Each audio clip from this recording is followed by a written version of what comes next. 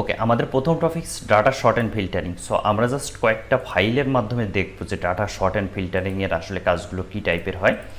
আমি বেশ কিছু ফাইল রেডি করে রাখছি। সো প্রথম যে ফাইলটা ওপেন করলাম এটা আমার কানাডার একটা ক্লায়েন্টের ফাইল ছিল। এখানে যে ডিটেলসটা দেওয়া আছে এই ফাইলে, আমার ক্লায়েন্টের কথা ছিল যে বিভাস তুমি যেখানে ডিটেলস আছে, মানে যাদের যাদের ডিটেলস আছে তাদের জন্য একটা ফাইল করবা, আর যাদের ডিটেলস নেই, সাপোজ এইগুলো ডিটেলস নেই, এদের জন্য আরেকটা ফাইল হবে। সো ডিটেলস থাকলে একটা ফাইল, ডিটেলস যাদের নাই তাদের জন্য একটা ফাইল। সো আমি এখন কি করব, যাদের ডিটেলস আছে তাদের জন্য একটা ফাইল করব, যাদের ডিটেলস নাই তাদের জন্য। বাট আমরা যদি ম্যানুয়ালি করি, সাপোজ এখান থেকে এই যাদের ডিটেলস আছে এদেরকে কপি করলাম, উইথ ডিটেলসে পেস্ট করলাম, যাদের নাই তাদের এভাবে করলাম। এখন এখানে এভাবে যদি ম্যানুয়ালি করতে যাই তাহলে 3158 এইটা করতে আমার অনেক সময় নষ্ট হবে। সো জাস্ট আমি একটা সিম্পল টুলের মাধ্যমে এইটাকে, এক্সেলের টুলের মাধ্যমে এই কাজটাকে অনেক সহজভাবে করতে পারি। যেমন আমরা জাস্ট শর্ট অ্যান্ড ফিল্টারিংয়ের, আমরা শর্ট না আমরা ফিল্টারিং, আচ্ছা শর্ট করেও করতে পারি, একটু পরে দেখবো শর্ট করে, আগে ফিল্টার করে দেখি।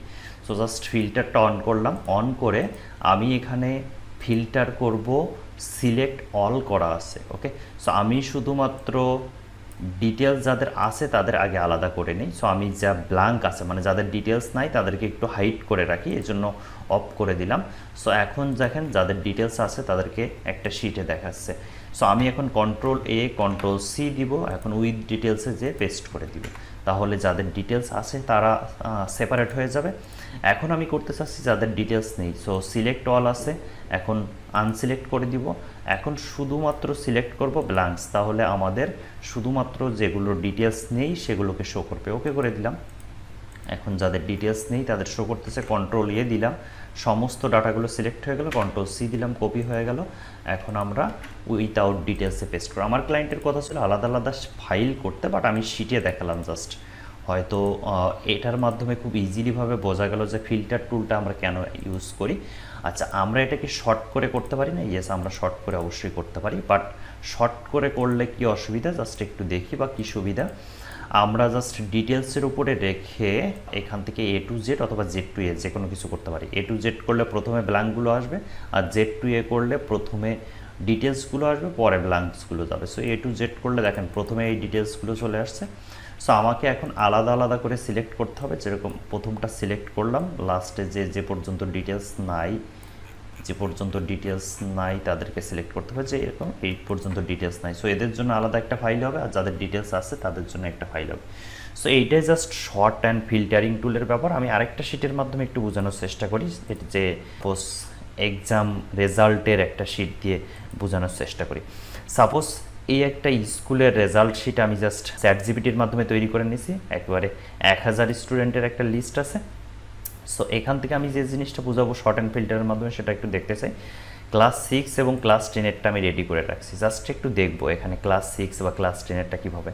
সাপোজ দেখেন এখানে স্টুডেন্টের রোল নাম্বার আছে, নেম আছে, father's name, mother's name, blood group ইত্যাদি ইত্যাদি ইত্যাদি। এখন আমি চাচ্ছি যে কোনোভাবে একটা কোনো কিছু দেখতে চাচ্ছি এই শিট থেকে। যেরকম কি হতে পারে, যেরকম হতে পারে ব্লাড গ্রুপ অনুযায়ী দেখতে চাচ্ছি যে আমার স্টুডেন্টের ভিতর থেকে যাদের ব্লাড গ্রুপ নেগেটিভ আছে তাদেরকে দেখতে চাচ্ছি। সো আমি এখন কি করব, ফিল্টার টুলটা অন করলাম, অন করে এখন আমি সিলেক্ট অল আছে, তার মানে সবাই সিলেক্টেড, এখন আনসিলেক্ট করে দিয়ে যাদের ব্লাড গ্রুপ নেগেটিভ তাদেরকে জাস্ট আমি শুধুমাত্র টিকমার্ক করে দিলাম, এখন ওকে করে দিলাম। এখন এই স্টুডেন্টদের সবার দেখেন ব্লাড গ্রুপ নেগেটিভ, ঠিক আছে, সেটা ও নেগেটিভ, এবি নেগেটিভ, যে কোনো কিছু হতে পারে, বা আমি স্পেসিফিকভাবে দেখতে পারি যে কার ও নেগেটিভ বা কার এবি নেগেটিভ, স্পেসিফিকভাবে দেখতে পারি, যেরকম হতে পারে। সব আনচেক মার্ক করে দিলাম, এরপর এ নেগেটিভ হলে এ নেগেটিভ, সো এদের সবার এ নেগেটিভ।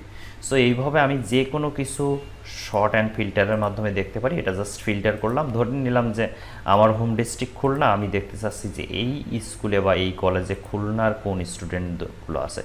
সো খুলনার উপরে টিকমার্ক দিয়ে এখানে দেখেন যতগুলো স্টুডেন্ট থাকবে সবাই এখানে খুলনারগুলো শো করতেছে। সো এইভাবে আমরা মূলত শর্ট অ্যান্ড ফিল্টারের মাধ্যমে এভাবে আমরা আমাদের ফাইলগুলো চেক করে দেখতে পারি।